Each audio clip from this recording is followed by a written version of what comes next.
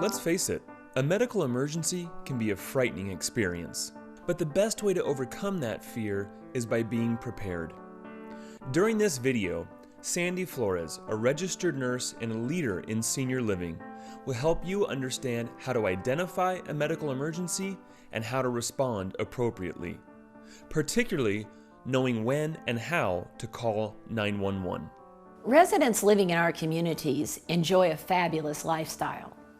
But we do need to understand that medical emergencies can and will happen. You play an important role in helping them seek the medical care that they need. It's important that you have a plan when a resident has a medical emergency. You know what telephone numbers to call and always seek emergency assistance from 911 when necessary. Seniors might not always tell you, "Hey, I'm having a medical emergency." Sometimes the changes can be subtle, sometimes more dramatic. Things you might see that indicate a medical emergency is imminent include unresponsiveness, difficulty breathing, severe pain, head injury, bleeding, chest pain. It's also important to watch for signs of stroke.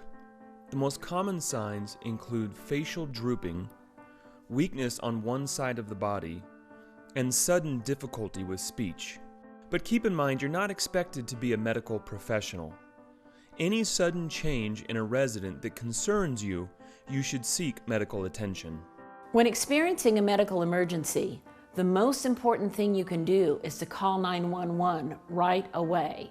When calling 911, stay calm. It's just a phone call.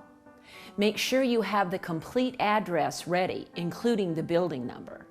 It's ideal to have someone watching for the paramedics to arrive so they can direct them to the exact location. Be prepared with resident information.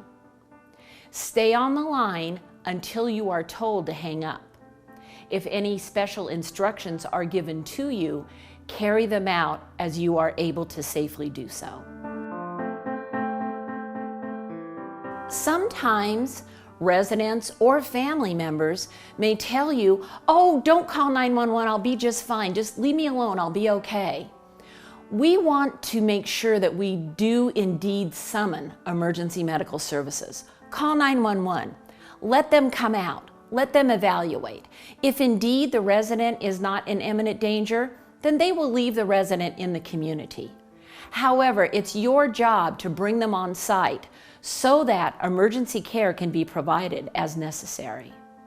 We don't want to make the decision to not call 911. It's our job to bring them on site. So there you have it. Hopefully now you know a little bit more about medical emergencies, including what to watch for and how to respond. The most important step you'll take, of course, is calling 911. You'll have a chance to learn more about this and practice during your hands-on training.